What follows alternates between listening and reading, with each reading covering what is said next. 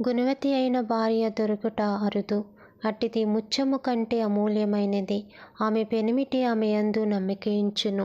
అతని లాభప్రాప్తికి వెలితి కలుగదు. ఆమె తాను బ్రతుకు దినములన్నీయు అతనికి మేలు చేయును గాని కీడేమియూ చేయదు. ఆమె గొర్రెబొచ్చును అవిసెనారును వెతుకును. తన చేతులారా వాటితో పనిచేయును. వర్తకపు ఓడలు దూరము నుండి ఆహారము తెచ్చునట్లు ఆమె దూరము నుండి ఆహారము తెచ్చుకొనెను.